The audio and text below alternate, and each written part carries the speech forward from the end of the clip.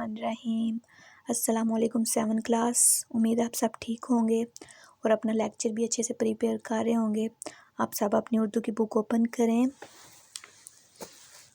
Page number 58। Chapter का नाम है हमदर्दी। लास्ट हमने इसकी रीडिंग की थी, हाफ रीडिंग। आज हमने आगे करनी है।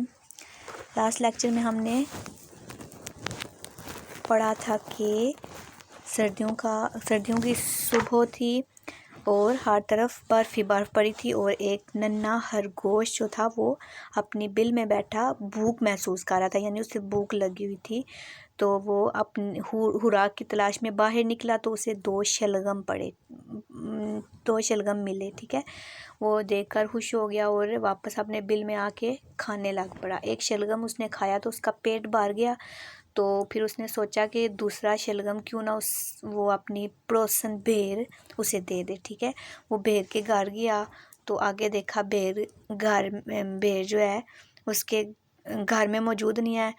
तो वो भेड़ के घर में रखा आया और आगे भेड़ जो है वो भी निकली हुई थी खुराक की तलाश में। ठीक है, और उसे जो था वो गोभी मिली थी। ठीक है, एक गोभी मिली। आगे क्या हुआ वो अब आज पढ़ेंगे।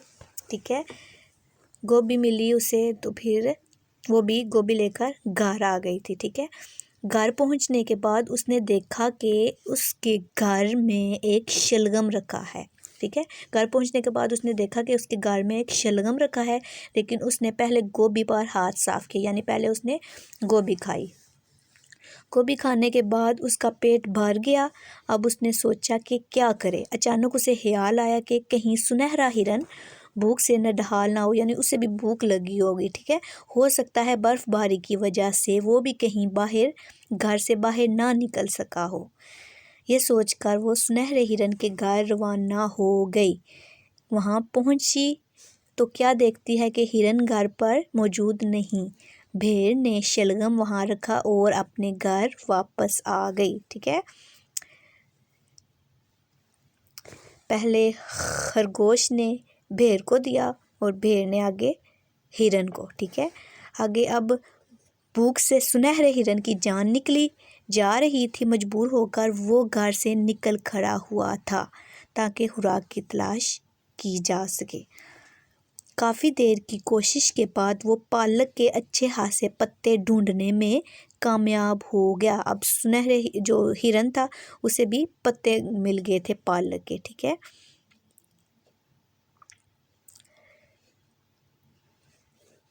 पत्ते ढूंढने में कामयाब हो गया। जब वो अपने घर लौटा तो देखा कि कोई हमदर्द इसके लिए शलगम रख गया है। उसने पहले पालक के हरे पत्तों से इंसाफ किया, यानी पहले उसने पत्ते खाए लेकिन उन्हें खाकर उसका पेट भर गया। उसने सोचा कि इस शलगम को रख कर क्या करेगा। नन्हे खरगोश को शलगम बहुत पसंद है और वो भूखा भी होगा। ये सोचकर वो खरगोश के घर पहुंचा। अब जो शलगम था वो खरगोश ने ही दिया था और वापस खरगोश के घर में पहुंच गया था। ठीक है, घर पहुंचा लेकिन खरगोश के मज़े लूट रहा था, यानी कि वो सोया हुआ था। हिरन को अफसोस हुआ कि हाय बेचारा खरगोश भूखा ही सो गया। फिर शलगम उसके सरहाने रखा और लौटकर घर आ गया। सुबह नन्हे खरगोश की आंख खुली तो उसे भूख महसूस हुई। तब उसकी नज़र सरहाने रखे शलगम पर पड़ी। उसे बहुत खुशी हुई कि कोई हमदर्द उसके लिए शलगम रख गया है। अब ये देखें, ये वही शलगम है जो खरगोश ने भेड़ को दिया था। फिर भेड़ ने आगे दे दिया था हिरन को। ठीक है, और हिरन ने आगे फिर खरगोश को के शलगम रख गया है। फिर नन्हे खरगोश ने अल्लाह का शुक्र अदा किया और शलगम खा लिया।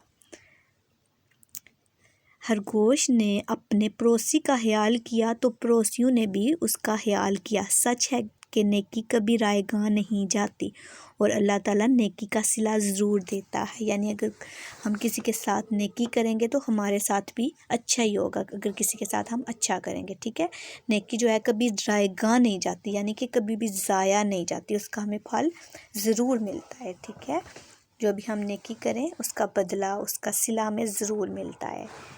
आप सब ने इसकी घर में अच्छे से रीडिंग करनी है, प्रैक्टिस करनी है और अपने वालिदैन को सुनानी है। ठीक है, अल्लाह हाफिज़।